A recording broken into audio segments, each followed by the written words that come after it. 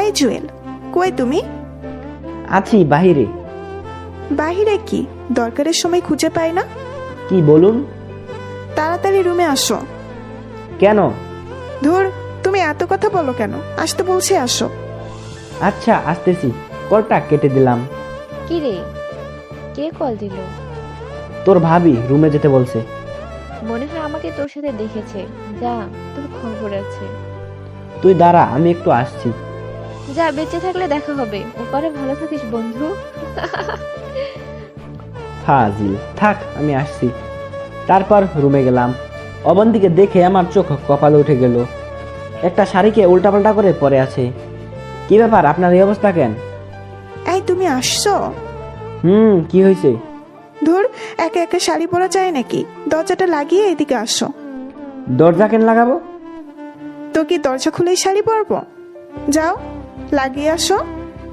আমি গিয়ে দরজা লাগিয়ে আসলাম। এই শাড়ির আঁচলটা একটু ধরো তো। আমি তো অবাক হয়ে গেলাম, এটা কি বলে? ওই, আবুলের মতো দাঁড়িয়ে আছো কেন? না মানে স্বপ্ন নাকি বাস্তব সেটা বুঝতেছি না। সামান্য শাড়িটা ধরতে বলেছি, এতেই এই অবস্থা। অন্য কিছু বললে কি হতো? অন্য কিছু কি? ওই, এত কথা বলো কেন? যেটা করতে বলেছি সেটা করো। আমি গিয়ে হাঁটু গেড়ে বসে শাড়ির কুচিগুলো ধরলাম। আপনি শাড়ি পরতে পারেন না? পারি, তবে পুরোপুরি ভাবে পারি না। তাহলে কাল কিভাবে পরেছেন?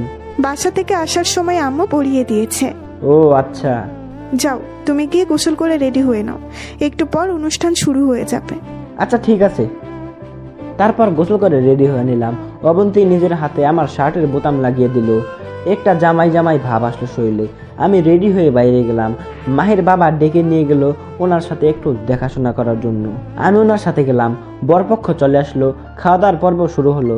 কাজের মাঝখানে আমি নিজেও খেয়ে নিলাম। কিছুক্ষণ পর মাহিকে মানে পাত্রীকে আনা হলো। মাহির সাথে অবন্তী সহ আরও কতগুলো মেয়ে ছিল। অবন্তীকে দেখে আবারও ক্রাশ খেলাম। কালো একটা শাড়িতে একটু অন্যরকম লাগছে। আমি এক দৃষ্টিতে তাকিয়ে আছি। এমন সময় পেছন থেকে কেউ একজন টোকা দিল। তাকিয়ে দেখি লিমা। কি রে, নিজের বউকে কেউ এভাবে দেখে? আরে না, আমি বিয়ে দেখতেছিলাম। বুঝি বুঝি, ডাল মে কুছ কালা হে। আচ্ছা বাদ দে, তুই খেয়েছিস? তুই? ভেবেছিলাম আরো পরে খাবো, আম্মু জোর করে খাইয়ে দিছে। ভালো করেছে। এই 15 তারিখ তো রেজাল্ট দিবে, জানিস? কিসের রেজাল্ট? আরে আমাদের অনার্স পরীক্ষার। ও আচ্ছা, তোর নাম্বারটা দে তো, তোদের অফিসে যাওয়ার আগে কল দিব। এই নে, 01701। দোস্ত, তোরে ধন্যবাদ দিয়ে ছোট করব না। হয়েছে, চল তোর বউকে একটু রাগিয়ে দি। কেমনে? গেলেই দেখবি। তারপর লিমা আমার একটা হাত ধরে স্টেজে নিয়ে যায়। তারপর বর আর কনের মাঝে বসিয়ে ফটো তোলা শুরু করলো। অবন্তীকে বলল আমাদের ছবি তুলে দিতে। এটা দেখে অবন্তী রাগে লাল হয়ে গেছে। আমার দিকে বড় বড় করে চোখ করে তাকিয়ে আছে। আমিও একটু রাগানোর জন্য লিমার সাথে ক্লোজ হয়ে বসে ছবি তুলতেছি। এভাবেই দিনটা চলে গেল। বিকেলবেলা বসে আছি, এমন সময় বস কল দিল। আসসালামু আলাইকুম। জুয়েল, কোথায় তুমি? আমি তো একটা বিয়ের অনুষ্ঠানে আসছি। কালকে কাজে আসবে। কিন্তু বস, বিয়ে তো এখনো শেষ হয়নি, বউ ভাত বাকি আছে। তোমাকে আর কাজে আসতে হবে না, তুমি বিয়ে খাও। না বস, ঠিক আছে, আমি কালকে আসব। মনে থাকে যেন, না হলে চাকরি ডিসমিস। কলটা কেটে দিল। আমি মনে মনে ভাবতেছি, শালা, লিমাদের ওখানে চাকরিটা একটু পাই, তখন দেখবি তোর এই ব্যবহারের ফল আমি সুদে আসলে দেব। অবন্তীর কাছে গেলাম। একটু এদিকে আসেন তো। আমাকে কেন ডাকতেছো? তোমার তো আর মেয়ে ফ্রেন্ডের অভাব নাই। দেখেন, বাজে কথা না বলে সাইডে আসেন। কি হয়েছে? আপনি থাকেন, আমি চলে যাচ্ছি। চলে যাচ্ছ মানে? কোথায় যাচ্ছ? বস কল করেছিল, কালকে কাজে না গেলে চাকরি থাকবে না। এখান থেকে তো আর কাজে যাওয়া সম্ভব না, তাই বলছিলাম আপনি থাকেন, বিয়ে শেষ হলে তারপর আমি এসে নিয়ে যাব।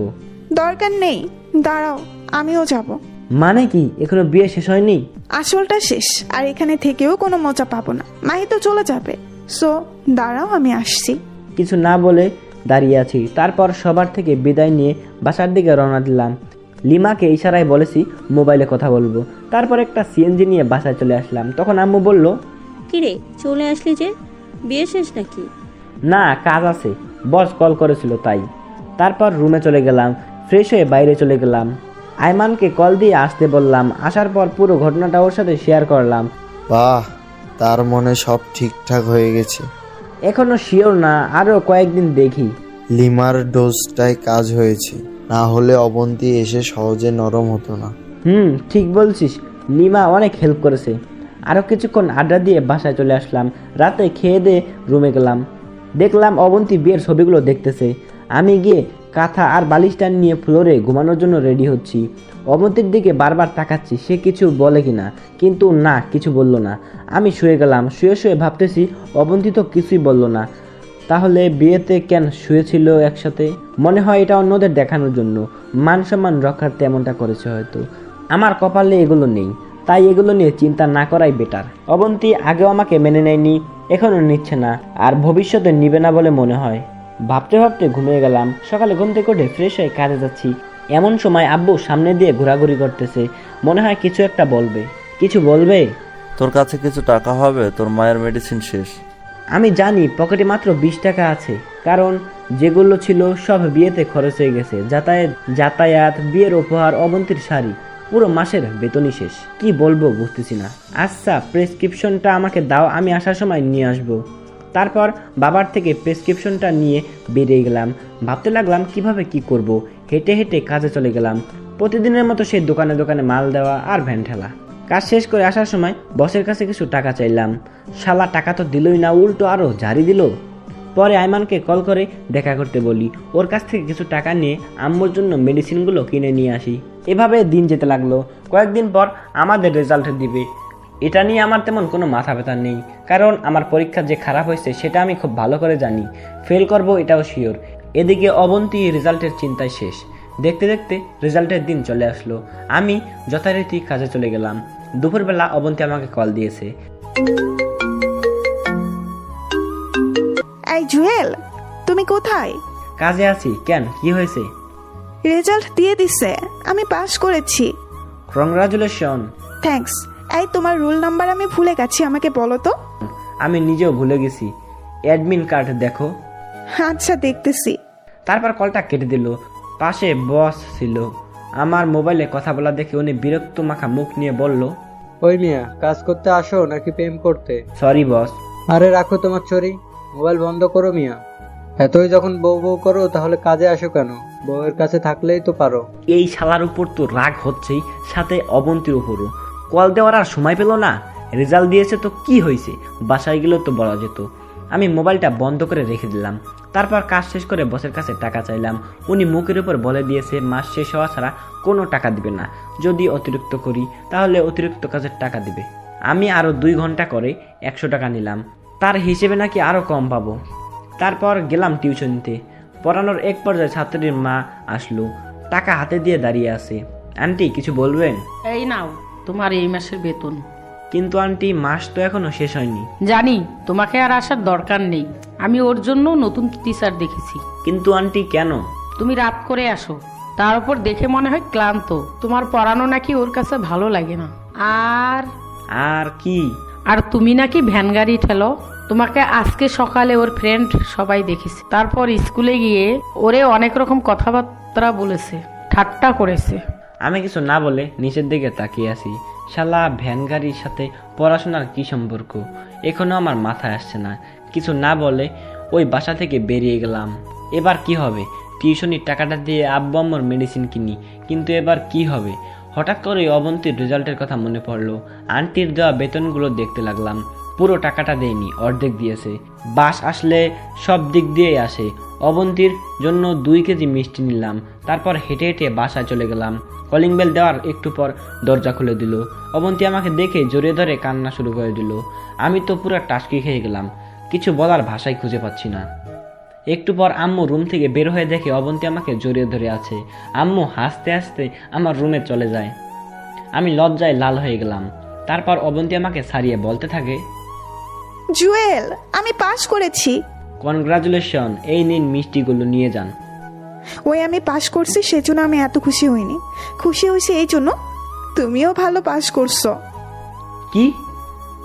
তুমিও করছো, শুধু পয়েন্টে একটু কম, এটা কোনো ব্যাপার না। আমি আর কোনো কথা না বলে অবন্তীকে কোলে নিলাম। আসলে খুশিতে নিজেকে আর স্থির রাখতে পারিনি। অবন্তীকে কোলে তোলার কারণে ও আমার দিকে অবাকভাবে তাকিয়ে রইল। সরি, আসলে এমন একটা খুশির খবর শুনে নিজেকে স্থির রাখতে পারিনি। ইটস ওকে, যাও রুমে গিয়ে ফ্রেশ হয়ে আসো। আমি রুমে চলে গেলাম। মনে মনে ভাবলাম এবার লিমাদের অফিসে যাব, দেখি চাকরিটা হয় কিনা। ফ্রেশ হয়ে আব্বু আম্মুর কাছে আসলাম। আব্বু আম্মু দুজনে অনেক খুশি। বসে বসে অনেকক্ষণ গল্প করলাম, তারপর খাওয়া দাওয়া করে রুমে চলে গেলাম। অবন্তী রুমে আসার আগেই শুয়ে পড়লাম। একটু পর সে আসলো, আমার পাশে বসলো, কিছুক্ষণ মাথায় হাত বুলিয়ে খাটে চলে গেল। অবন্তী ঘুমিয়ে যাওয়ার পর আমি উঠলাম। উদ্দেশ্য হচ্ছে ভাইয়ার কাছে যাব। আজকে এমন একটা দিন, ভাইয়া থাকলে হয়তো তিনি আমাদের চাইতেও বেশি খুশি হতেন। আমি উঠে অজু করে ভাইয়ার কবরের দিকে রওনা দিলাম। কিছুক্ষণ পর আমি কবরের কাছে গেলাম। আমি জানি ভাইয়া আমাকে দেখে অনেক খুশি হবে। আমি কবরের মাথার পাশে গিয়ে বসলাম। ভাইয়া কেমন আছিস? এত রাতে তোরে ডিস্টার্ব করার জন্য সরি। জানি তুই অনেক বিরক্ত হবি, কিন্তু কি করব বল, কথাগুলো তোকে না বললে যে আমার ঘুম আসবে না। আজকে আমাদের রেজাল্ট দিয়েছে, যদিও রেজাল্ট নিয়ে আমার তেমন একটা মাথা ব্যথা নেই। আমি চিন্তায় ছিলাম অবন্তীকে নিয়ে। আলহামদুলিল্লাহ সে পাস করেছে, আমিও করেছি, কিন্তু সেটা হয়তো তোর মনের মতো হবে না। ভাইয়া, তোর স্বপ্নটা পূরণ করার জন্য সর্বোচ্চ চেষ্টা করেছি। তোর আর অবন্তীর ইচ্ছা ছিল অবন্তী যেন গ্র্যাজুয়েশন কমপ্লিট করে। আজকে সেই দিন যেটার জন্য তুই স্বপ্ন দেখতি, আজকে সবই ঠিক আছে, শুধু তুই নেই আমাদের পাশে। তোর স্বপ্নগুলো আমি নিজের জীবন দিয়ে হলেও পূরণ করব। জানিস ভাই, আমার অনেক ইচ্ছা ছিল খুব ভালো একটা রেজাল্ট করার জন্য, কিন্তু কি করব বল, সেটা হয়তো আমার কপালে নাই। তারপরেও যে পাস করেছি সেটার জন্য আলহামদুলিল্লাহ। ভাইয়া, তুই যদি থাকতি হয়তো আমিও ভালো কিছু করতাম। তুই চলে যাওয়ার পর থেকে আমার পুরো পৃথিবীটা পাল্টে গেছে। এখন বুঝতে পারছি তুই কষ্ট করে আমার স্বপ্নগুলো পূরণ করেছিস। এত কষ্ট করার পরেও নিজেকে সব সময় হাসি খুশি রেখেছিস। ভাই, তোর জন্য তো আমি কিছুই করতে পারিনি। সারাটা জীবন তুই আমাদের জন্য করে গেছিস। জানিস ভাইয়া, অবন্তী এখনও আমাকে মেনে নেয়নি, হয়তো নিবেও না, কিন্তু তাতে আমার কোনো আফসোস নেই। সে এখনও তোকে অনেক ভালোবাসে। অবন্তীর জন্য না হয় আমি আমার জীবনটা স্যাক্রিফাইস করে দিলাম। সে যেমন থাকতে চায় তেমনই থাকুক। ভাই, আমার টাকা পয়সার কিছুর দরকার নেই, শুধু তোকে দরকার। শুধু আরেকবার আমাদের মাঝে ফিরে আয়, কখনো তোকে হারাতে দিব না। প্লিজ ভাই, আয়, আরেকবার আয়। আর কোনো কথাই আসছে না মুখ দিয়ে। বসে বসে ভাইয়ার স্মৃতিগুলো মনে করতে লাগলাম। তারপর উঠে কবর জিয়ারত করে বাসায় চলে আসলাম। এসে দেখি অবন্তী মন খারাপ করে বসে আছে। কি ব্যাপার, আপনি ঘুমাননি? কোথায় গিয়েছিলে? এই তো একটু বাইরে, ঘুম আসছে না তাই ঘুরে এলাম। মিথ্যা বলো কেন, সত্যি করে বলো। ভাইয়ার কবরের কাছে। এত রাতে? জিয়ারত করতে গেছিলাম। কি কি বলেছো তোমার ভাইয়াকে? কিছু না, জাস্ট জিয়ারত করে চলে আসছি। আমি সব শুনেছি। আপনি কিভাবে শুনেছেন? তোমার পেছনে পেছনে গিয়েছিলাম। রাত অনেক হয়েছে, ঘুমিয়ে পড়ুন। কথা ঘুরিয়ে দেওয়ার জন্য কথাটা বললাম। অবন্তী কিছু একটা বলতে চেয়েছিল, কিন্তু আমি গিয়ে শুয়ে পড়লাম। সকালবেলা ঘুম থেকে উঠে ফ্রেশ হয়ে কাজে যাব, এমন সময় অবন্তীর সামনে আসলো। কিছু বলবেন? একটা কথা ছিল। বলেন। আমি একটু আমাদের বাসায় যাব, যদি দিয়ে আসতে ভালো হতো। কিন্তু আমি তো কাজে যাচ্ছি, আর হঠাৎ করে ওই বাসায় কেন? রেজাল্ট দিয়েছে, আম্মু আব্বু শুনে অনেক খুশি হয়েছে, আর এমনিতেই অনেকদিন যায়নি। সকালে আম্মু কল দিয়ে তোমাকে নিয়ে যেতে বলেছে। আম্মু আব্বুকে বলেছেন? কি বলেছে? যাওয়ার জন্য বলেছে, যদি তুমিও যাও তাহলে ভালো হতো। না, আমি যেতে পারবো না। কেন? গেলে সমস্যা কোথায়?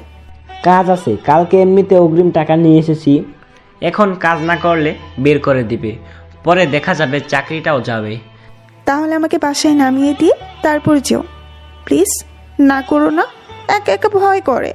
আচ্ছা ঠিক আছে, রেডি হয়ে নেন। ওয়েট, যাবো আর আসবো। আমি বাইরে দাঁড়িয়ে রইলাম। অবন্তী রেডি হয়ে আব্বু আম্মুকে সালাম করে বেরিয়ে গেল। একটা রিক্সা নিয়ে ওদের বাসার দিকে রওনা দিলাম। কালকে যে মিষ্টিগুলো আমি কিনে নিয়ে আসলাম সেগুলো আম্মু ওর সাথে দিয়ে দিয়েছে, যাতে আর ওখান থেকে যাওয়ার সময় কিছু কেনা না লাগে। কিছুক্ষণ পর অবন্তীদের বাসায় চলে আসলাম। ওর ব্যাগপত্র নামিয়ে নিয়ে চলে আসতে যাব, এমন সময় অবন্তী ডাক দিল। জুয়েল। বলেন। কিছু খেয়ে যাও। এখন না, এমনিতেই দেরি হয়ে যাচ্ছে, আসি, আল্লাহ হাফেজ। জুয়েল। আবার কি? রাতে আসতে পারবে? রাতে এসে কি করব? আম্মু তোমাকে আসতে বলেছে, রাতে এসে দেখা করে নিও। রাত থেকে পরের দিন এখান থেকে কাজে যেও। চেষ্টা করব। কথা বলে আবারও রওনা দিলাম। মনে মনে ভাবলাম আজকে হঠাৎ করে অবন্তী এত ভালোবাসা দেখাচ্ছে, কারণ কি? মনে হয় কাল রাতে সব কিছু শুনে ফেলেছে। দূর, এত কিছু ভেবে লাভ নেই। ও আমাকে মেনে নিবে না, ভালোভাবে পাশ করার কারণে হয়তো কৃতজ্ঞতা দেখাচ্ছে। অবন্তীকে ওদের বাসায় রেখে আমি কাজে চলে গেলাম। সারাদিন কাজ করলাম। এর মাঝে অবন্তী বেশ কয়েকবার কল দিয়েছে, খেয়েছি কিনা, ভালো আছি কিনা, ওদের বাসায় কখন যাব, আরও অনেক কিছু বলেছে। রাতে আমি আমাদের বাসায় চলে গেলাম। কিরে তুই এখানে কেন? মানে কি? অবন্তী তোকে কিছু বলেনি? বলেছে, ওদের বাসায় যাওয়ার জন্য বলেছে। তো যাসনি কেন? আরে আজব তো, ও বললেই কি যেতে হবে? অবশ্যই। অবন্তী অনেকবার কল দিয়েছিল, তুই আসলে যেন ওদের বাসায় যেতে বলি। আমি যাব না এখন, অন্য দিন যাব। যাবি না মানে? এক্ষুনি যা। কিন্তু বাবা। কোনো কিন্তু নয়, রেডি হয়ে অবন্তীর কাছে যা। কি আর করার, রেডি হয়ে ওদের বাসার উদ্দেশ্যে রওনা দিলাম। প্রায় 30 মিনিট পর ওদের বাসার সামনে গেলাম। কলিং বেল দেওয়ার সাথে সাথেই দরজা খুলে দিল। কি ব্যাপার, এটা কি হলো? মাত্র কয়েক সেকেন্ডের মধ্যেই দরজা খুলে গেল। মনে হয় দরজার কাছে কেউ ছিল। তাকিয়ে দেখি অবন্তী। আমাকে দেখে একটা হাসি দিয়ে বলল, এত দেরি হলো যে? রাস্তায় জ্যাম ছিল। যাও, সোফা রুমে যাও, আম্মু আব্বু ওখানে আছে। আমি ওই রুমে গেলাম, ওনাদের সালাম করলাম, অনেকক্ষণ বসে বসে গল্প করলাম। তারপর একসাথে খেয়ে আমি অবন্তীর রুমে চলে গেলাম। রুমে গিয়ে খাটে শুয়ে রইলাম। এমন সময় অবন্তী আসলো। আমি যেই উঠতে যাব তখনই, এই কই যাও? আপনি ঘুমাবেন না? ঘুমাবো তো, কিন্তু তুমি খাট থেকে নামো কেন? না নামলে আপনি কোথায় ঘুমাবেন? সেটা তোমার জানতে হবে না, তুমি ঘুমাও। কিন্তু এই ঘুমাতে বলছি না, ঘুমাও। আমি কিছু না বলে ঘুমিয়ে গেলাম। অবন্তী রুম থেকে চলে গেল, মনে হয় অন্য রুমে থাকবে। যাক, ভালোই হয়েছে, আমি অন্তত খাটে ঘুমাতে পারবো। এই ফ্লোরে থাকতে থাকতে পিঠ ব্যথা হয়ে গেছে। আর শ্বশুর বাড়ি এসে যদি নিচে থাকি আর সেটা যদি কেউ দেখে, তাহলে আমার মান ইজ্জত সব শেষ। শুয়ে শুয়ে ভাবছি, অবন্তী কি আসলে আমাকে মেনে নেবে না? আমারও তো ইচ্ছে করে বউয়ের সাথে থাকতে, ওর সাথে ভালো সম্পর্ক রাখতে, মনের গহীনে যত কথা লুকিয়ে আছে সবগুলো শেয়ার করতে। কিন্তু এমন কপাল নিয়ে দুনিয়াতে আসছি যেই কপালে সুখ নামের কোনো কিছুই লেখা নেই। ভাবতে ভাবতে ঘুমিয়ে গেলাম। রাতের বেলা মনে হলো কিছু একটা আমার মুখের উপর চাপ দিয়ে আছে। আস্তে করে চোখ খুললাম, তাকিয়ে দেখি অবন্তী আমার পাশেই শুয়ে আছে। আর একটা হাত আমার মুখের উপর, অন্য একটা হাত দিয়ে আমাকে জড়িয়ে ধরে ঘুমিয়ে আছে। আমি কিছুক্ষণ অবাক হয়ে তাকিয়ে রইলাম। স্বপ্ন দেখছি না তো? না, স্বপ্ন না, আসলেই সত্যি। কিছুক্ষণ অবন্তীর মায়া মাখা মুখের দিকে তাকিয়ে রইলাম। দেখে মনে হচ্ছে ছোট্ট একটা বাচ্চা আমার বুকের উপর শুয়ে আছে। তারপর আমিও ঘুমিয়ে গেলাম। সকালে ওর ডাকে ঘুম ভাঙলো। কি ব্যাপার মহারাজ, আর কত ঘুমাবেন? কাজে যাবেন না? ওহ সরি, আপনি আমাকে আরও একটু আগে ডেকে দিতেন। সমস্যা নেই, এখনো সময় বেশি হয়নি। আমি নাস্তা রেডি করতেছি, তুমি ফ্রেশ হয়ে ডাইনিং রুমে আসো। আচ্ছা ঠিক আছে, আপনি যান, আমি আসছি। অবন্তী চলে গেল। আমি গিয়ে ফ্রেশ হয়ে রেডি হয়ে ডাইনিং রুমে গেলাম। এতগুলো নাস্তা দেখে একটু টাস্কি খেলাম। আসলে অনেক দিন হয়েছে এত নাস্তা একসাথে খেয়েছি। এত নাস্তা একসাথে খেয়েছি যে প্রতিদিন সকাল সকাল ঘুম থেকে উঠেই বাইরে গিয়ে কলা পাউরুটি খেয়ে নিতাম। যাই হোক, সবাই মিলে নাস্তা করে নিলাম। নাস্তা করে ওর আব্বু আম্মুর থেকে বিদায় নিয়ে আমি ওদের বাসা থেকে বেরিয়ে গেলাম। উদ্দেশ্য কাজে যাব। গেটের বাইরে আসতেই অবন্তী ডাকলো, জুয়েল, কিছু বলবেন? কাজে না গেলে হয় না? আজকে বাজার করতে হবে। কাজে না গেলে কি দিয়ে বাজার করব? এখানে আবার আসবে? জানি না, তবে মনে হয় না।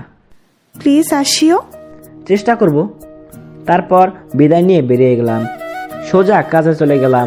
কাজ করতেছি এমন সময় লিমার কথা মনে পড়লো। সে তো বলেছে রেজাল্টের পর ওর বাবার অফিসে যেতে।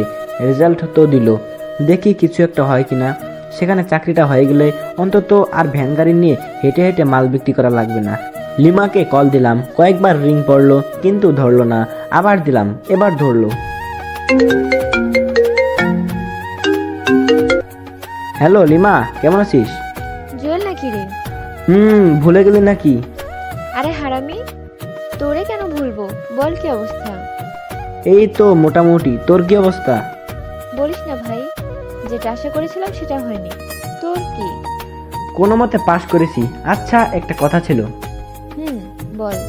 তুই যে বলেছিলি তোদের অফিসে লোক লাগবে, সেই ব্যাপারে তুই কি তোর বাবার সাথে কথা বলেছিস? কথা বলা লাগবে না, তুই তোর সব কাগজপত্র নিয়ে চলে আসিস। আমি থাকবো, ঠিকানা তোরে মেসেজ করে দিব। থ্যাঙ্কস দোস্ত। থ্যাঙ্কস দিয়ে কাজ হবে না, ট্রিট দিবি। আচ্ছা ঠিক আছে, দিব। কাল কয়টায় আসবো? 10টায় আসিস। আচ্ছা ঠিক আছে। কলটা কেটে দিলাম, মনের মধ্যে একটু শান্তি আসলো। বিকাল পর্যন্ত কাজ করে বাজার করে বাসায় গেলাম। অবন্তী কয়েকবার কল দিয়েছিল ওদের বাসায় যাওয়ার জন্য, আমি না করে দিয়েছি। খেয়ে দিয়ে ঘুমিয়ে গেলাম। সকালে ঘুম থেকে দেরিতে উঠলাম, কারণ কাজে যাব না। 9টার সময় রেডি হয়ে আব্বু আম্মুকে সালাম করে নিলাম। কিরে, তোর আবার কি হয়েছে? কেন সালাম করতে পারি না? আরে পারবি না কেন, কিন্তু হঠাৎ করে করতেছিস তো তাই জিজ্ঞেস করলো। কিছু কি হয়েছে? সেটা বিকালবেলা বলবো। এখন বল। সারপ্রাইজ। একথা বলে বাসা থেকে রওনা দিলাম। লিমার দেওয়া ঠিকানা মতো চলে গেলাম। সেখানে গিয়ে দেখি লিমা বসে আছে। কিরে, আসছিস? হুম। আয়, বাবার সাথে তোর পরিচয় করিয়ে দিই। আর বাবাকে তোর ব্যাপারে সব বলেছি। থ্যাঙ্কস দোস্ত। যা, ভিতরে যা, সবকিছু দিয়ে আয়। আমি ভেতরে গেলাম, সবার সাথে পরিচিত হয়ে কাগজপত্র সব জমা দিলাম। এরপর বাইরে এসে লিমার সাথে বসলাম। একটু পর ম্যানেজার এসে আমাকে আর লিমাকে ডেকে নিয়ে যায়। ভেতরে গেলাম। লিমার বাবা বলল, দেখো বাবা, তোমার এসএসসি ও এইচএসসি এর রেজাল্ট ভালো ছিল, কিন্তু অনার্সের রেজাল্টটা খুব একটা ভালো না। আমাদের রুল অনুযায়ী তুমি চাকরিটা আসলে পাচ্ছ না। আমি চুপ হয়ে দাঁড়িয়ে রইলাম। কিন্তু আমার মেয়ে এত করে বলছে যে চাকরিটা না দিয়ে পারছি না। তুমি চাইলে কালকে থেকে জয়েন করতে পারো। ধন্যবাদ স্যার।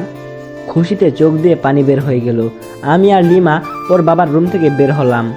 লিমা, কি বলে তোকে ধন্যবাদ দিব বুঝতে পারছি না। তোর বউ কেমন আছে? আছে ভালোই। এখন কি ঠিক হয়েছে? আগের থেকে একটু ঠিক হয়েছে, বাকিটা আগের মতোই। টেনশন করিস না, সব ঠিক হয়ে যাবে। চল এখন। কোথায়? ট্রিট নিবি না?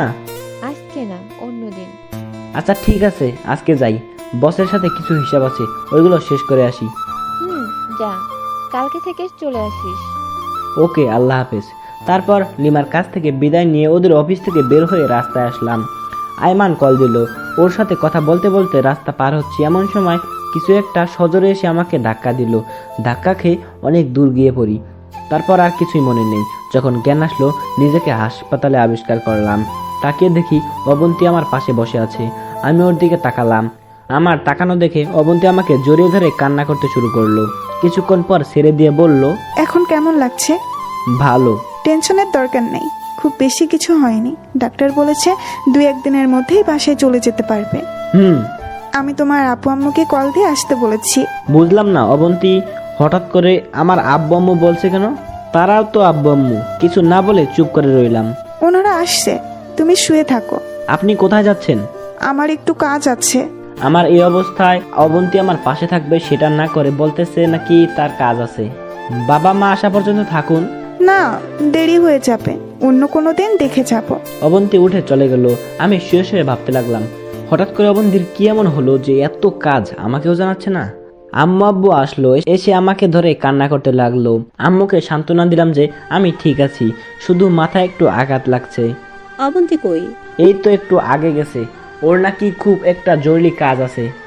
কি এমন জরুরি কাজ যে তোর পাশে থাকতে পারছে না? বাদ দাও, আবার চলে আসবে। আরো কিছুক্ষণ কথাবার্তা বললাম। সেদিন হাসপাতালে থেকে গেলাম, আব্বু আম্মুও থেকে গেল।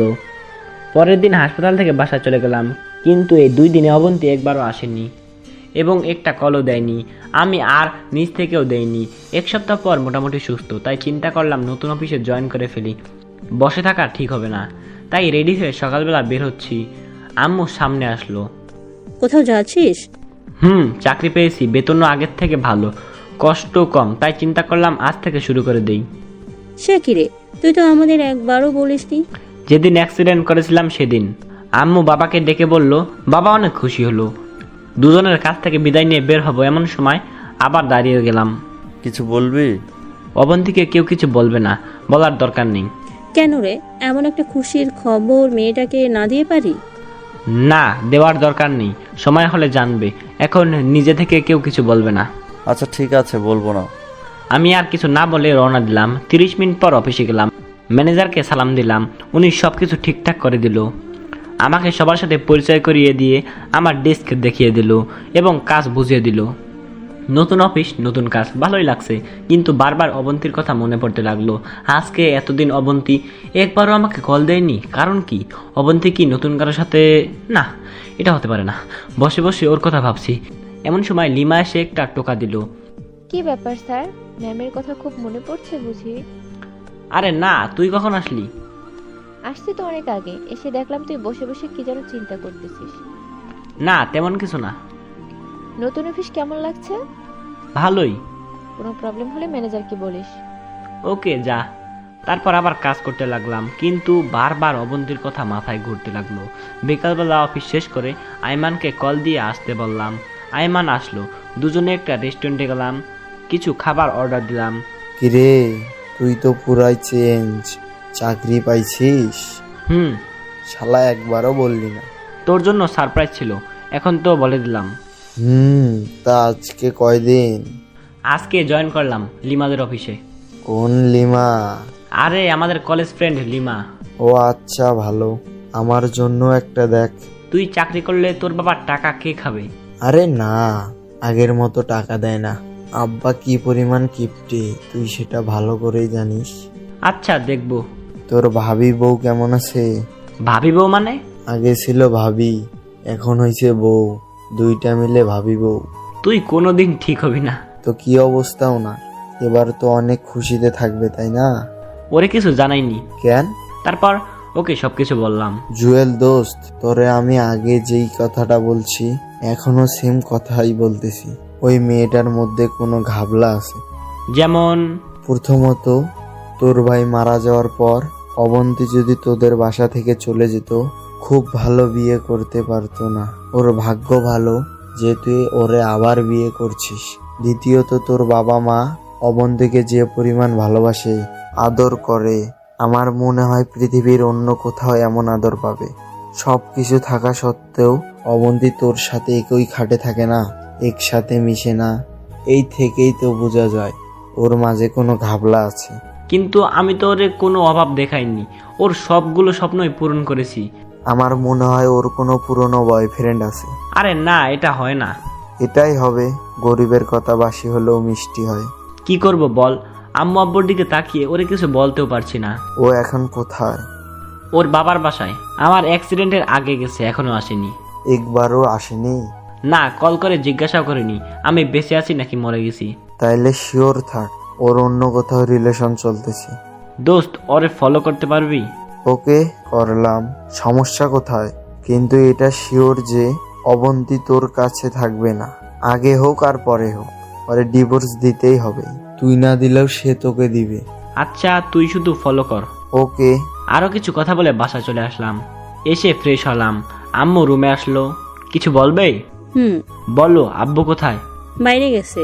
ও, কি বলবা বলো। মেয়েটা অনেকদিন বাসায় নেই, বাসাটা কেমন খালি খালি লাগছে। জানা বাপ, ওরে নিয়ে আয়। কাকে? অবন্তীকে, ওরে অনেক মিস করছি। তোর আব্বু বলেছিল বিকালবেলা যাবে, কিন্তু আমি দেইনি। আমি বলেছি তুই গিয়ে নিয়ে আসবি। ও নিজে থেকে আসবে, আমি নিয়ে আসতে পারবো না। এটা কেমন কথা? একা একটা মেয়ে কি করে আসবে? আরে আজব, এত রাতে ওরে কেমনে নিয়ে আসবো? সকাল হোক, আমি গাড়ি পাঠিয়ে দিব, ও চলে আসবে। না, তুই এখন যা, ওরে নিয়ে আয়। মানে কি এখন নিয়ে আসবো মানে? এই রাতের বেলায়? তোরে কি বলছি, আজকে রাতেই নিয়ে আসতে হবে। আমি বলছি তুই এখন যাবি, রাতটা ওখানে থাকবি, কালকে সকালে ওরে নিয়ে আসছিস। পারবো না। ঠিক আছে, আমিই যাচ্ছি। পাগল হয়েছো? এত রাতে ওদের বাসায় যাবা মানে? যাবই তো। তুই যেহেতু যাবি না, আমি নিজেই গিয়ে আমার মেয়েকে নিয়ে আসবো। আচ্ছা ঠিক আছে, যাচ্ছি। কি আর করা, ইচ্ছা না থাকা সত্ত্বেও রেডি হয়ে অবন্তীদের বাসার দিকে রওনা দিলাম। 40 মিনিট পর ওই বাসায় গেলাম। ঘড়ির দিকে তাকিয়ে দেখি 9টা বাজে। কলিং বেল দিলাম। কিছুক্ষণ পর অবন্তীর মা এসে দরজা খুলে দেয়। আমি সালাম দিয়ে ভিতরে গেলাম। উনি বলল অবন্তী রুমে আছে। আমি অবন্তীর রুমে গেলাম। গিয়ে দেখি অবন্তী কার সাথে হেসে হেসে মোবাইলে কথা বলতেছে। আমাকে দেখে একরকম চোরের মতো হয়ে গেল। তুমি এখানে? কোনো প্রবলেম? প্রবলেম না, কিন্তু আসতে তো পারমিশন লাগে। নিজের বউয়ের রুমে আসবো, সেখানেও পারমিশন? সরি। কেন আসছো? অবাক হয়ে ওর দিকে তাকিয়ে রইলাম। আম্মু আব্বু আপনাকে অনেক মিস করতেছে। এখানে আসলেন তো অনেক দিন হয়েছে, এবার বাসায় চলেন। দেখো, তোমাকে অনেক দিন ধরে একটা কথা বলবো ভাবতেছি, কিন্তু বলাই হয়নি। এখন বলেন। দেখো, আমারও তো ইচ্ছা আছে, আমি চাই নিজের পায়ে দাঁড়াতে। মানে আমি মাস্টার্স করব, তারপরে একটা ভালো জব করব। আপনাকে আগেও বলেছি, এখনো বলছি, আমি চাই না আপনি চাকরি করেন। তোমার চাওয়া না চাওয়ায় আমার কিচ্ছু যায় আসে না। আপনি এগুলো কি বলতেছেন? তুমি আমার জন্য অনেক করছো। তোমার ফ্যামিলিতে থাকা মানে তোমার করুণাই থাকা, কিন্তু আমি কারো করুণা নিয়ে থাকতে চাই না। করুণা করছি মানে? স্বামী হিসাবে এগুলো আমার দায়িত্ব। কিন্তু আমি তোমাকে কখনো স্বামী হিসাবে মানতে পারবো না। আপনি এতদিন পর এগুলো কি বলতেছেন? আমারও তো একটা ভবিষ্যৎ আছে। আপনি কি বলতে চাচ্ছেন ক্লিয়ার করে বলেন। দেখো জুয়েল, আমি তোমার সাথে এভাবে থাকতে পারবো না। আব্বা আম্মুকে কি বলে বোঝাবেন? ওনারা কি আপনাকে নিজের মেয়ের চেয়ে কম কিছু করেছে? দেখো, আমি এত কিছু বুঝি না, আমি জাস্ট মুক্তি চাই। তোমার সাথে মান চাই না। যায় না মানে তোমার এই টানাটানি সংসারে আমি থাকতে পারবো না। যে টাকা বেতন পাও তা দিয়ে কিছুই হবে না। টাকাই কি সব? টাকাই সব। কয়টা ইচ্ছা পূরণ করেছো আমার? কয় টাকা হাত খরচ দাও আমাকে? কয়বার শপিং এ নিয়ে গেছো আমাকে? বিয়ের পর থেকেই তো এইভাবেই রাখছো। লজ্জা করে না আবার নিজেকে স্বামী বলে দাবি করতে?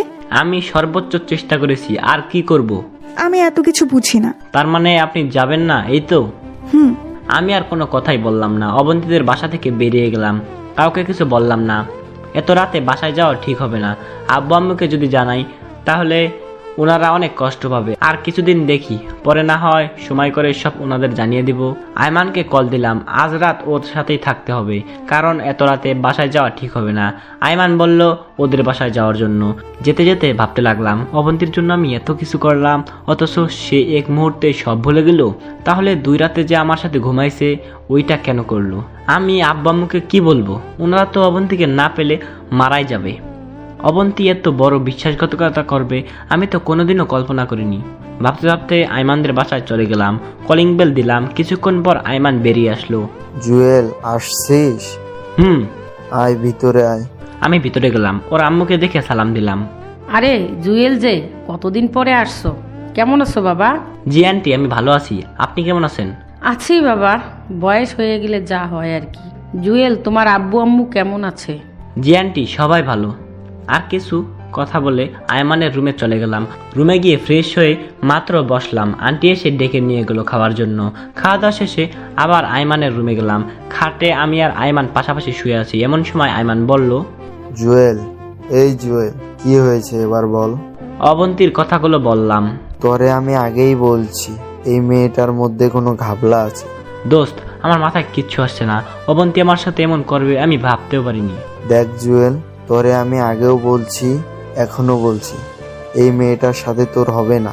তুই ওরে ডিভোর্স দিয়ে দে। ধুর, তোর কাছে এই কথা ছাড়া অন্য কোনো কথা নেই? সারাদিন শুধু ডিভোর্স ডিভোর্স করিস। ওরে ডিভোর্স দিলে আব্বা আম্মুকে কি বলে বোঝাবো? আমি নিজে কিভাবে থাকবো? দেখ জুয়েল, আবেগ দিয়ে তো আর জীবন চলে না, আবেগ আর বাস্তবতা এক না। আবেগ দিয়ে জীবন চলবে যদি চালাতে পারিস। কিন্তু ও তো তোকে এখনো মেনেই নিচ্ছে না। ফ্লোরে ঘুমাতে হয় তোকে। দেখ, ফ্লোরে ঘুমালে সমস্যা নাই, আমি চাই অবন্তী আমার সাথেই থাকুক, আব্বা আম্মুর মেয়ে হয়ে থাকুক। কিন্তু জুয়েল, অবন্তী তো তোরে ভালোই বাসে না। ও না বাসুক, আমি তো অবন্তীকে ভালোবাসি। অবন্তী কেন আমাকে ভালোবাসে না সেটা আমি জানি না, কারণ অবন্তী ভাইয়াকে কি পরিমাণে ভালোবাসতো তোরে বলে বোঝাতে পারবো না। ভাইয়ার সাথে বিয়ের পরে অবন্তী আমাকে ভাইয়ের মতোই দেখেছে। সো হুট করে আমাকে বিয়ে করে তো আর স্বামীর মর্যাদা দিয়ে যেতে পারবে না। সেটা অবন্তী কেন, পৃথিবীর কোনো মেয়েই পারবে না। ভাইয়া মারা যাওয়ার পর থেকে অবন্তী ঠিকমতো খেত না, ঘুমাতো না, শরীরের প্রতি কোনো কেয়ার ছিল না, কারণ অবন্তীর মনটা পাথর হয়ে গেছে। যেদিন ওই পাথরে ফুল ফুটবে সেদিন অবন্তী জুয়েলকে মেনে নেবে। আমিও সেই দিনের অপেক্ষায় বসে আছি। আমি কোনোদিনও অবন্তীকে কোনো ব্যাপারে জোর করিনি, আর এখনো করব না। কিন্তু অবন্তী তো আজকে বলে দিচ্ছে তোকে মেনে নিবি না। সেটাই তো বুঝতেছি না, হঠাৎ করে অবন্তীর কি হলো? হাসপাতালে গিয়ে আমাকে জড়িয়ে ধরে কান্না করেছিল, তারপর কিছু একটা চিন্তা করে ছেড়ে দিয়েছে। আচ্ছা দোস্ত, কিছু মনে না করলে একটা কথা বলতাম। বল, মনে করার কি আছে? অবন্তীর কি কারোর সাথে রিলেশন আছে বা ছিল? আমার জানা মতে নাই, কারণ অবন্তীর আম্মু বলেছিল অবন্তীর নাকি কোনো ছেলে ফ্রেন্ডও নাই। সে জায়গায় বয়ফ্রেন্ড আসার তো প্রশ্নই আসে না। তো তুই এখন কি করবি? তোর আব্বু আম্মুকে বলে দিবি ওর ব্যাপারে? এখন না, আরো কিছুদিন দেখি। এখন বলে দিলে ওনারা কষ্ট পাবে। জুয়েল, আমার মাথা ঘুরতেছে। তুই তোর আব্বু আম্মুকেও বলবি না, নিজেও করবি না, তাহলে কি করবি? আমার মনে হয় এখানে বিশাল একটা রহস্য আছে যেটা আমি জানি না। তো কি করবি এখন? দোস্ত, তোকে একটু কষ্ট করতে হবে। কি? দেখ, আমি তো অফিসে চলে যাব, সারাদিন ওখানেই থাকতে হবে। তুই তো ফ্রি আছিস, তুই যদি অবন্তীকে ফলো করতি, ও কি করে কার সাথে যায়, তোর বাইক আছে, সমস্যা হবে না। প্রয়োজনে আমি তোর টাকা দিব। এই হারামি, তুই পাগল হয়েছিস? তোর কাছে থেকে আমি টাকা নেব? তুই আমার বেস্ট ফ্রেন্ড, তোর জন্য আমি সব করতে রাজি আছি। থ্যাঙ্কস দোস্ত। তাহলে কালকে থেকে ওরে ফলো করা শুরু কর, আমি তোরে অবন্তীদের বাসা দেখিয়ে দিব। আচ্ছা ঠিক আছে, এখন ঘুমা। তারপর এক পাশ হয়ে শুয়ে গেলাম। ঘুম আসছে না, বারবার অবন্তীর কথাই মনে পড়তে লাগলো। ভাবতে ভাবতে কখন যে ঘুমিয়ে গেলাম। সকালে ঘুম থেকে উঠে নাস্তা করে আয়মান আর আমি বাইক নিয়ে বের হলাম। আয়মানকে অবন্তীদের বাসা দেখিয়ে আমি অফিসে চলে গেলাম। কাজ করতে লাগলাম আর আয়মানকে বারবার কল দিয়ে জিজ্ঞাসা করতে লাগলাম, কিন্তু কোনো খবরাখবরই নাই। অফিস শেষ করে বাসায় গেলাম। আব্বু আম্মু আমার উপর ফায়ার হয়ে আছে। কিরে তুই একা কেন? আমার মেয়ে কোথায়? আসেনি। কালকে কোথায় ছিলি? আয়মানদের বাসায়। মাথা নিচু করে কথাটা বললাম। অবন্তী তোরে কি বলেছে? আরো কিছুদিন ওখানে থাকবে। মিথ্যা বললাম। যাহ বাবা, বেঁচে গেলাম। মনে হচ্ছে আমাকে রিমাইন্ডে দিয়েছে। শালি অবন্তী আব্বু আম্মুকে কি বুঝিয়েছে কে জানে, আমার সাথে এরকম করলো আর আব্বু আম্মুর সাথে অন্যরকম, বুঝলাম না। যাই হোক, খেয়ে দিয়ে ঘুমিয়ে গেলাম। পরের দিন ঘুম থেকে উঠে রেডি হয়ে অফিসে চলে গেলাম। এভাবে 2 দিন চলে গেল। অবন্তীর সাথে আমার কোনো যোগাযোগ হয়নি, সে আমাকে কোনো কল বা মেসেজ দেয়নি। একদিন অফিসে কাজ করতেছি, 10:30 বাজে। এমন সময় আয়মান কল দিল।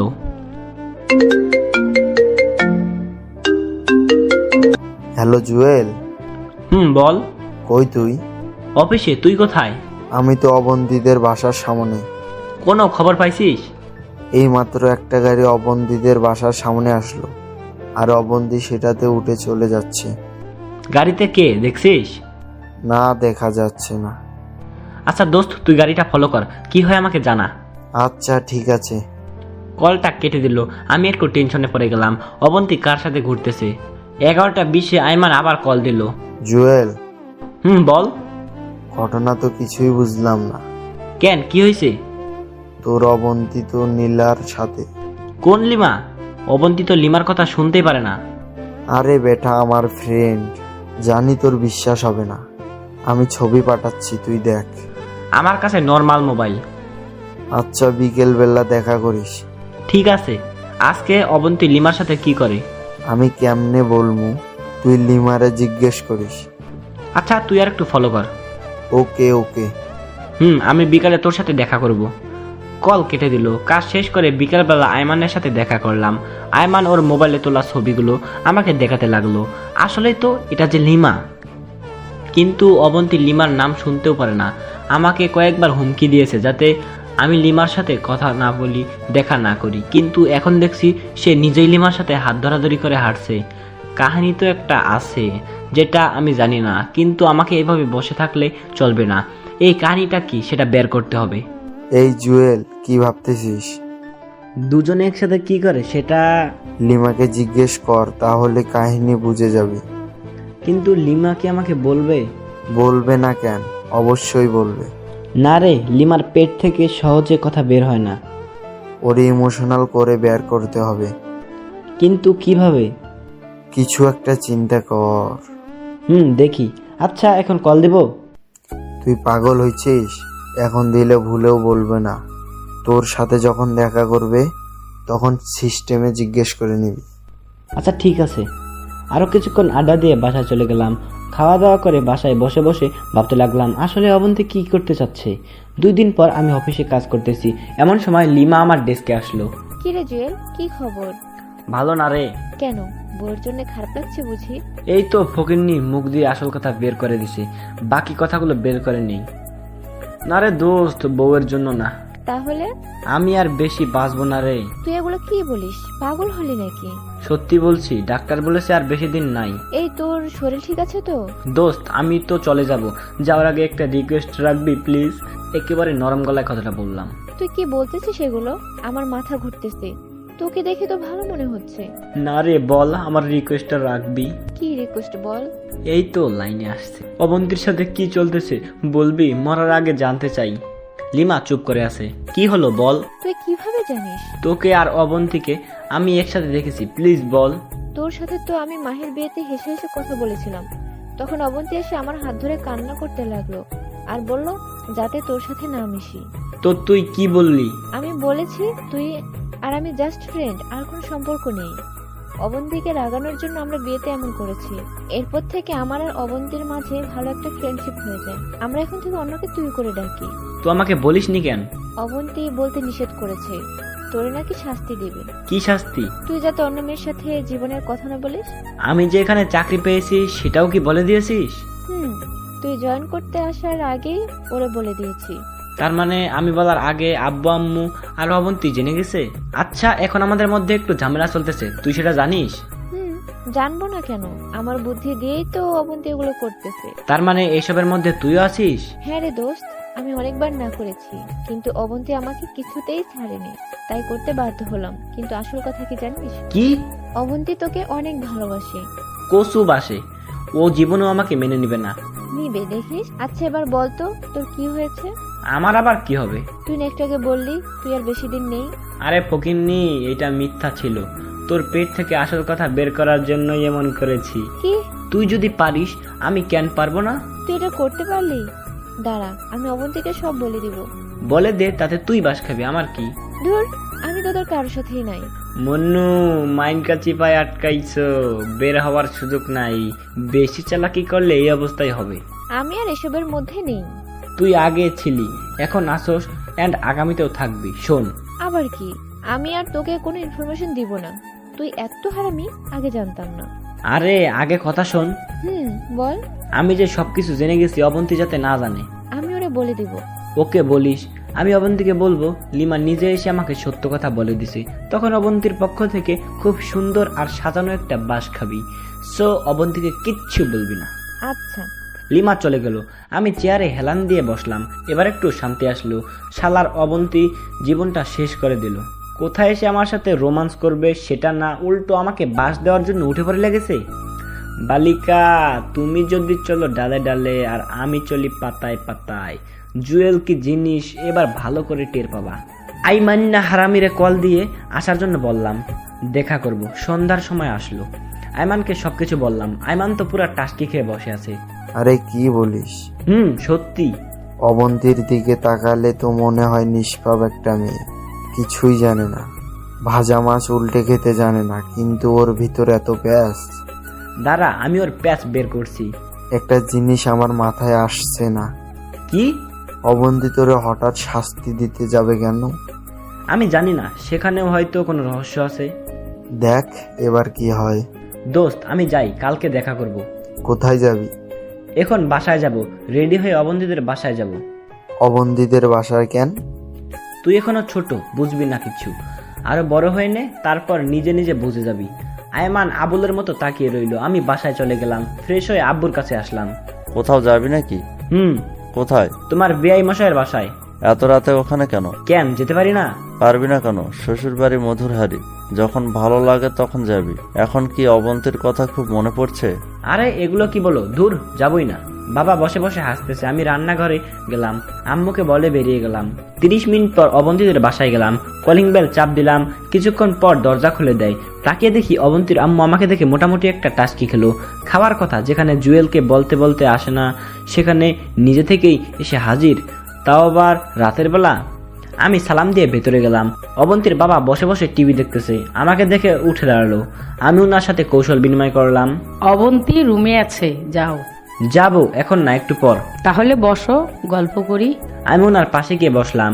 বাবা মায়ের কথা জিজ্ঞাসা করলো, চাকরি বাকরির কি খবর জিজ্ঞাসা করলো। আমি ওনার পাশে বসে সবকিছুর উত্তর দিচ্ছি। কিছুক্ষণ পর অবন্তী আসলো। আমাকে থেকে ভূত দেখার মতো অবাক হয়ে দাঁড়িয়ে রইল। আমি ওর পাত্তা না দিয়ে আবারও শ্বশুরের সাথে কথা বলতে লাগলাম। একসাথে খেয়ে আমি অবন্তী রুমে চলে গেলাম।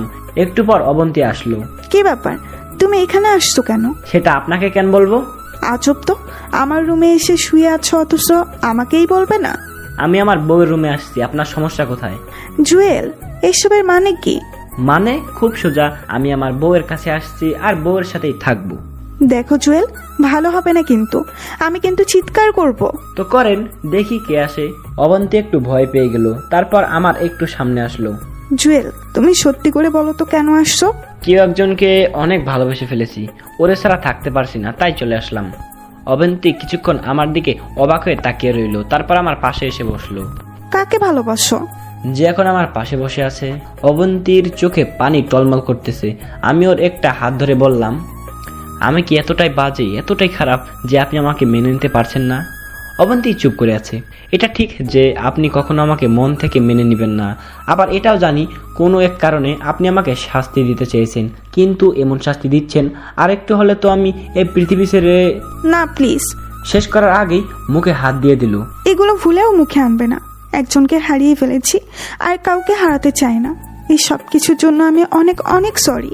তো কেন এমন করলেন আমার সাথে? আমার দোষটা কি ছিল? তুমি যখন মাহির বিয়েতে লিমার সাথে হেসে হেসে কথা বলেছিলে, সেটা দেখে আমার ভেতরে একটা মোচড় দেয়। মনে হলো আমি খুব দামি একটা জিনিস হারিয়ে ফেলতেছি। তোমার আড়ালে আমি লিমাকে সব বলি, তখন উনি হাসি খুশি ভাবে সব বলে দেয়, যেটা তোমার আর ওর প্ল্যান ছিল। তবুও আমার মনে একটা ভয় ছিল যে তোমাকে যদি কেউ নিয়ে যায় বা তুমি যদি অন্য কারো হয়ে যাও, সেজন্য সেদিন রাতে তোমাকে জড়িয়ে ধরে ঘুমিয়েছিলাম। সেটা না হয় বুঝলাম, কিন্তু আমি অ্যাক্সিডেন্ট হওয়ার পর একবারও জাননি কেন?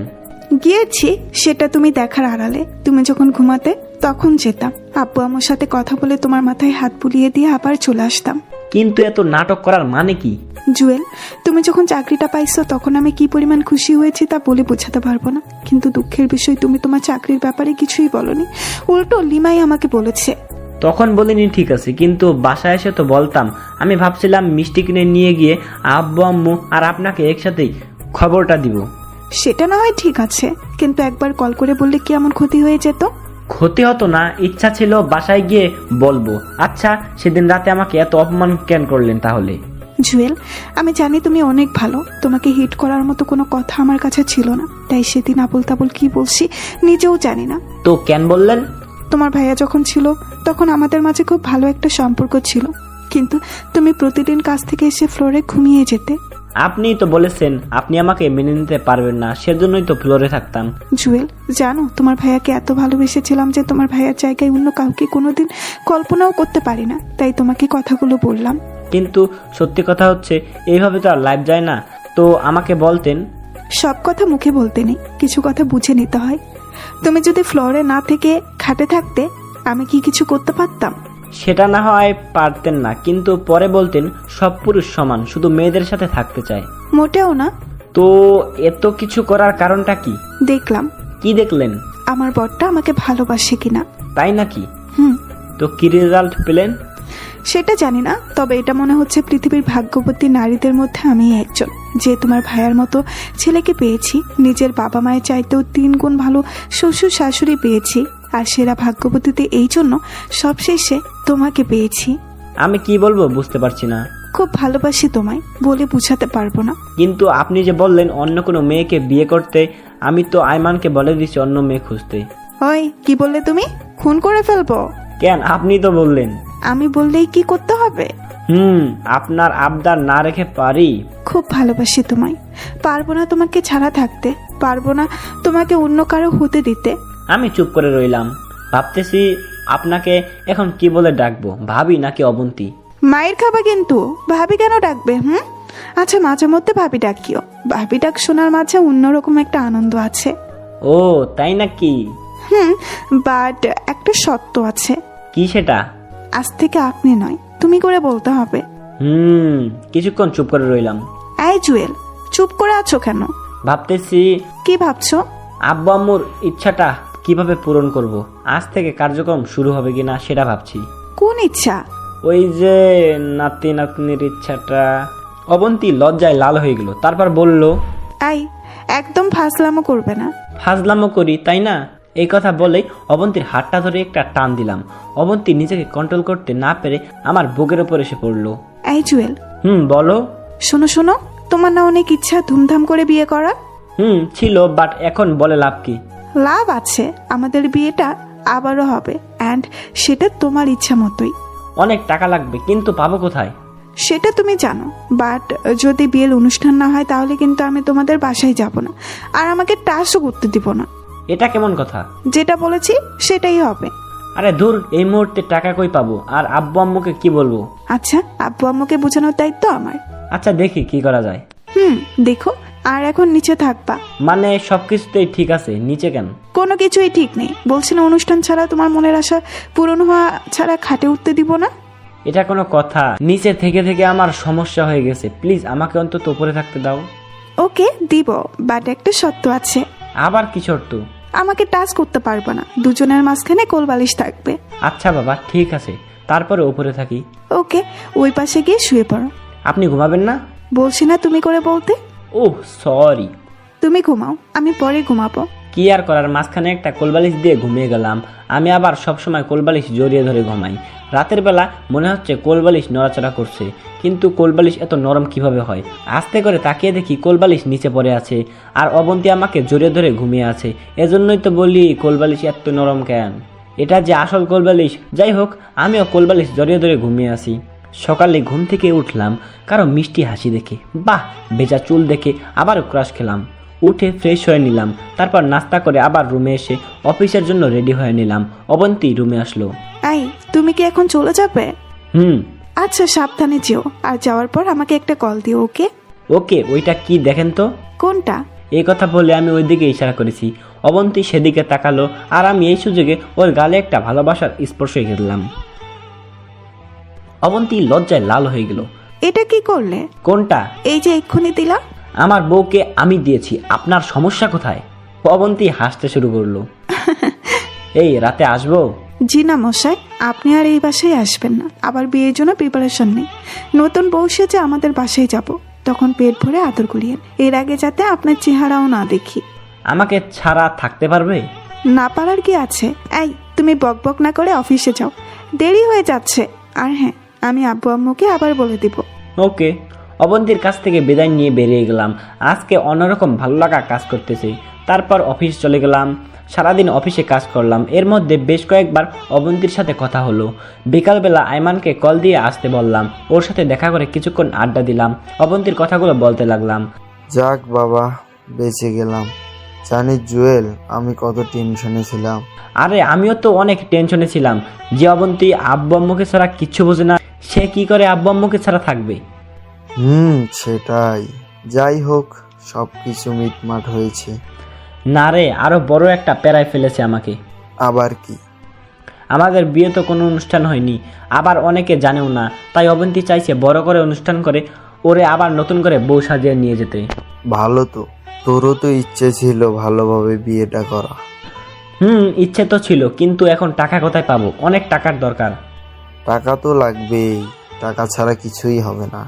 সেটাই তো ভাবছি, আগামী 1 বছর টাকা জমাতে হবে যদি অনুষ্ঠান করতে চাই।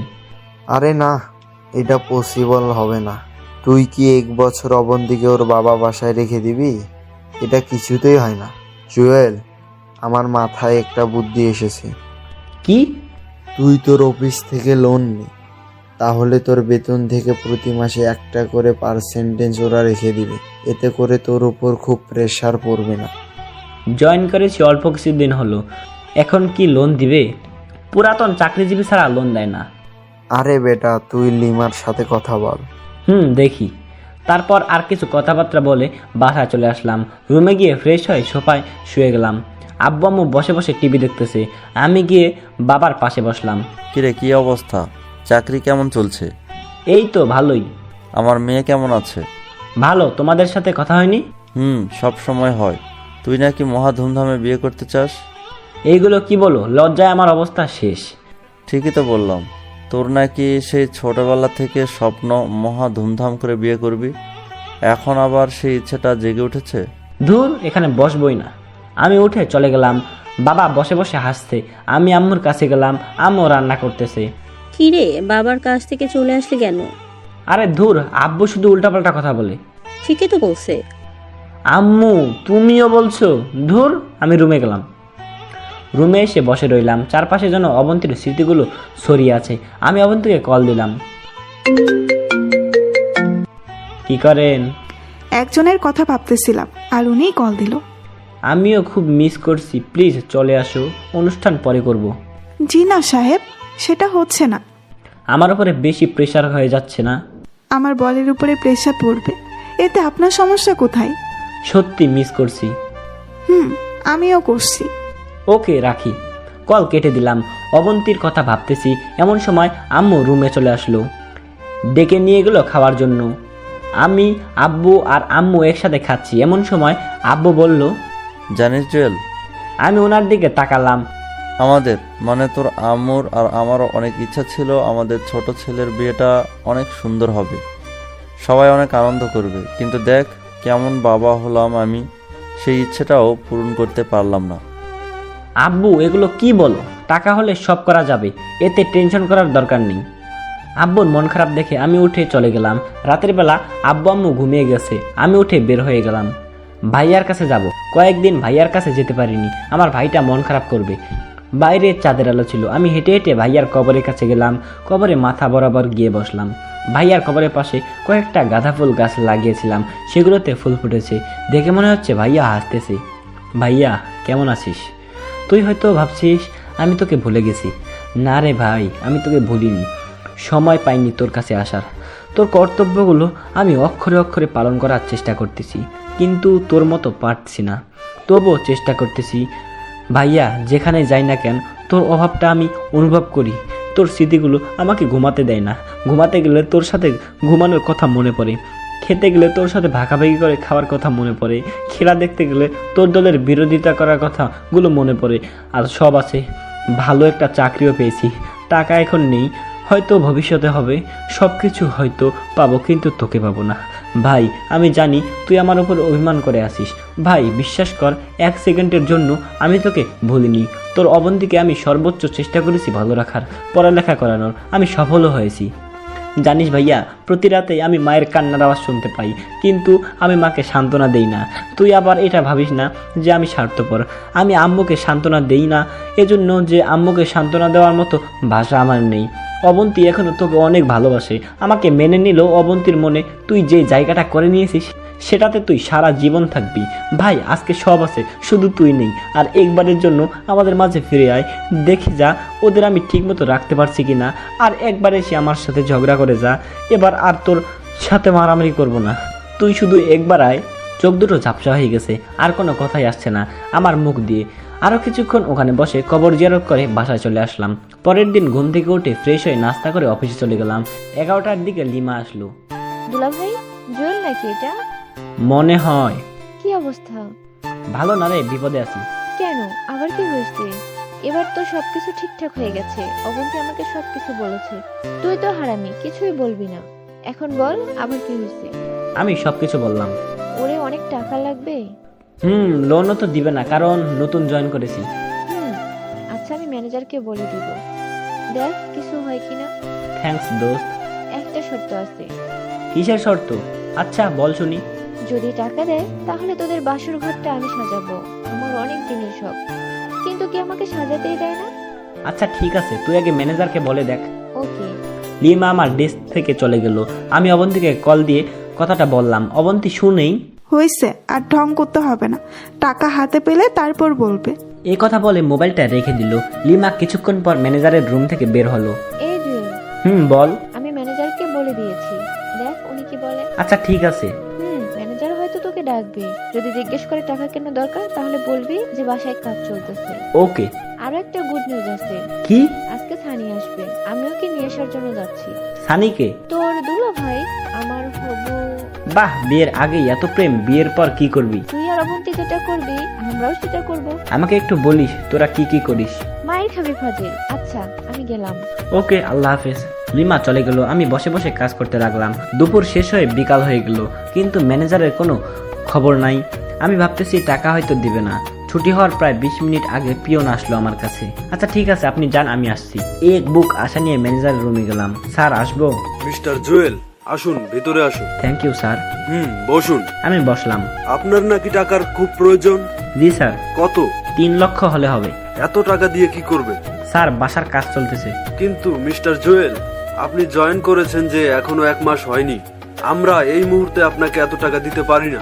কেন স্যার? অন্যান্য কোম্পানিগুলোতে তো যারা কর্মকর্তা তাদেরকে লোন দেয় আর মাস শেষে বেতন থেকে কেটে নিয়ে যায়। আমার ক্ষেত্রেও একইটা করিয়েন। লোন দেয়, আমরাও দেই, কিন্তু সেটা পুরাতন লোকেদের জন্য। আপনি যে এই অফিসে সারা জীবন কাজ করবেন তার কি গ্যারান্টি আছে? সেটা না হয় ঠিক আছে, কিন্তু আমি তো আর এই মুহূর্তে চলে যাচ্ছি না, আর আমার সব কাগজপত্র আপনাদের কাছে। আপনারা ওগুলো না দিলে তো আমি অন্য কোথাও চাকরি করতে পারবো না। আমি যদি এই অফিস থেকে চলে যাই তাহলে আপনাদের টাকা শোধ করে তারপরেই যাব। সেটা না হয় বুঝলাম, কিন্তু এতগুলো টাকার জন্য আপনাকে কিছু ডকুমেন্টস জমা দিতে হবে। কি? আপনাদের বাড়ির কাগজপত্র। যদি কোনো কারণে আপনি টাকা না দিয়ে চলে যান, আমরা আপনার বাড়ি দখল করব। আচ্ছা ঠিক আছে, দিব। আর আপনার বর্তমান বেতন 25,000 টাকা। আমরা প্রতি মাসে 5,000 টাকা কেটে নেব, বাকি 20,000 পাবেন। Okay sir. ওকে, কালকে আসার সময় বাড়ির কাগজপত্র নিয়ে আসবেন। আসি স্যার। সালাম দিয়ে বের হয়ে আসলাম, তারপর বাসায় চলে গেলাম। রাতে বসে বসে ভাবতেছি কি করে আব্বু আম্মুকে কাগজের কথা বলবো। খাওয়ার সময় আব্বুকে বলেই দিলাম দলিলের কথা। বাবা কিছুই বললো না। খাওয়া শেষ করে আমি রুমে চলে গেলাম। কিছুক্ষণ পর আব্বু একটা ফাইল নিয়ে আমার রুমে আসলো, আমার হাতে দিয়ে বলল, এখানে সবকিছু আছে, আমি জানি তুই খারাপ কিছু করবি না, আমি তোকে আমানত দিলাম। আমি কিছু বললাম না, ফাইলটা রেখে দিলাম। অবন্তীকে কল দিলাম, কিছুক্ষণ কথা বলে মোবাইলটা রেখে দিলাম। তারপর ঘুমিয়ে গেলাম। সকালে ঘুম থেকে উঠে ফ্রেশ হয়ে নাস্তা করে অফিসে চলে গেলাম। সোজা ম্যানেজার রুমে গেলাম। ফাইলটা ওনার হাতে দিয়ে আমি আমার ডেস্কে গিয়ে কাজ করতে শুরু করলাম। 11টার দিকে পিয়ন এসে ডেকে নিয়ে যায়। ম্যানেজার নাকি আমাকে ডাকছে। ম্যানেজারের রুমে গেলাম, উনি আমাকে একটা চেক কেটে দিল। আমি তো খুশিতে শেষ। যাই হোক, ম্যানেজারের থেকে 1 ঘন্টার জন্য ছুটি নিলাম, না হলে বিকালবেলা ব্যাংক বন্ধ হয়ে যাবে।